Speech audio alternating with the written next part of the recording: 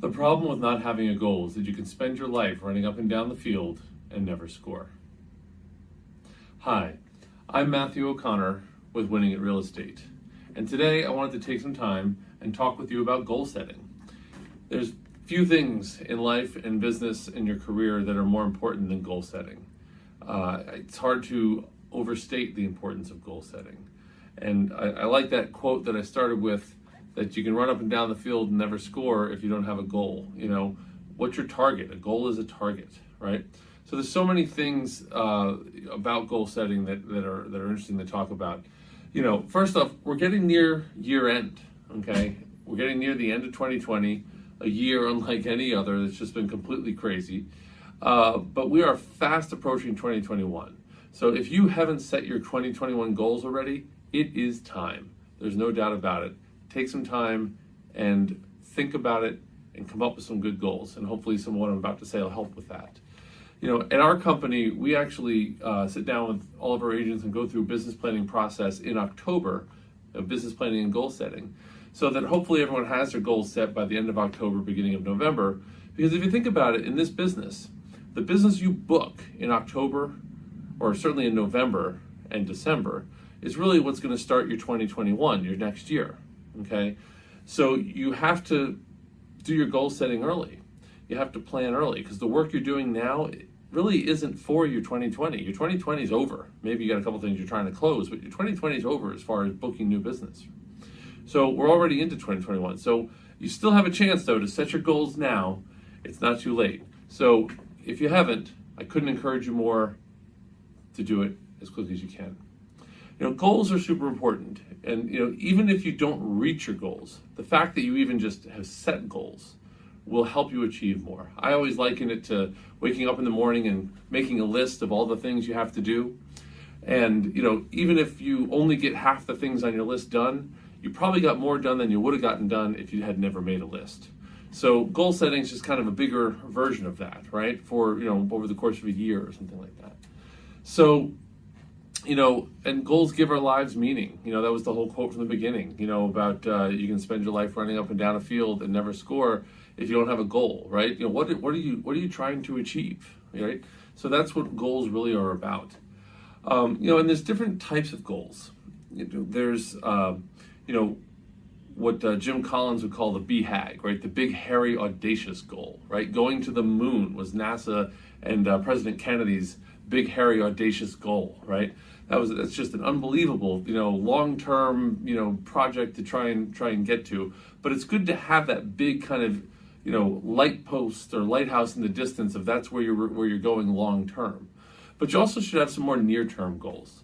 You know, that 1 year goal. What are you planning to accomplish next year? You know, and what I always like to do is I think those goals should be achievable. You know, they should be, you know, what I call like incremental goals. And, you know, the term that often gets used are SMART goals, SMART being an acronym, right? SMART stands for specific, measurable, actionable, realistic, and timely, okay? Those are 5 qualities in a goal that are going to make it, you know, much more effective, right? It has to be specific. You know, don't just set a goal that I want to do more business than I did last year. Well, okay, but how about you want to do 25% more business, or I want to close $10 million next year, or something specific like that. You know, just for simple math, if you say I want to close $12 million next year, well, that's $1 million a month. So then at the end of the first quarter, you can look at yourself and say, did I close $3 million already? Where am I relative to my goal? Am I having a good year? And when you have a specific goal, then when you get to the end of that year, you can say, wow, I met my goal. My goal was 12 million, I did 15 million. That was a great year. You know, versus if you don't have a goal and you close 15 million, well, was that a good year? Maybe last year you did 20 million and I did 15. It doesn't feel like a good year, right? So, you know, have those specific goals that you can actually, you know, measure yourself against them, right? That's the other thing in the SMART goal, right? Specific, measurable, achievable, okay?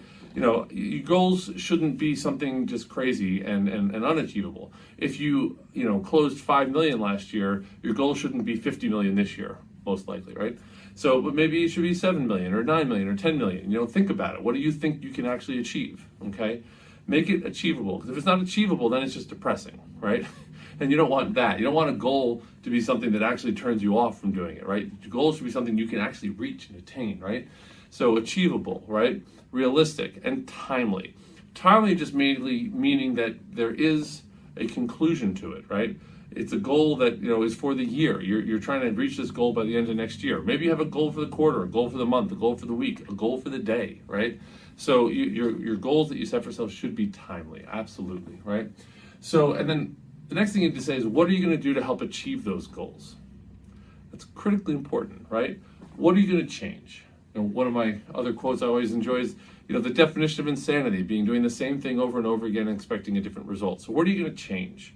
What new systems are you going to do? What new marketing are you going to do? What new, spheres of influence are you trying to open yourself up to? And what more relationships are you going to develop? Okay, what new referral sources are you going to bring in? What new lead gen sources are you going to bring in? What are you doing? What are you going to change? But even more important than change, one of the things people don't think about is, what are you going to remove? Okay? We're all busy. This modern world we live in, everyone's in their phone 24/7, and we're all busy. We're overloaded. That's what I hear. A lot of people call it an excuse. A lot of people, I'm busy, I'm too busy, right? So if we're all so busy, you can't just keep adding things onto your plate and expect to actually get them done. So what are you going to remove? You got to kind of look at yourself and be self-reflective, self-critical. I do something that doesn't give me a lot of return. I spend a lot of time in this group and I've never gotten any business out of it. I spend a lot of time doing this marketing project and I've never gotten a single lead from there, okay? These things, maybe we need to remove them. We need to open up space so that we have time to bring in the new things and actually get them done, okay? So, without taking any more time, those are the things I think about when I'm thinking about goal setting. It's something we do for our company every year. It's something our company helps all of our agents do every year. And goal setting is just critical to your success.